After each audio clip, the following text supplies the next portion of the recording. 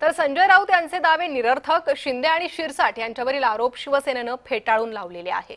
तर शिवसेनेचे प्रवक्ते अरुण सावंत यांनी राऊतांवर टीका केलेली आहे आणि हे सर्व दावे फेटाळून लावलेले आहे। संजय राऊत प्रसिद्धी झोतात राहण्यासाठी हे सगळं करतात, त्यांचे दावे निरर्थक असल्याचं सावंत यांनी म्हटलेलं आहे।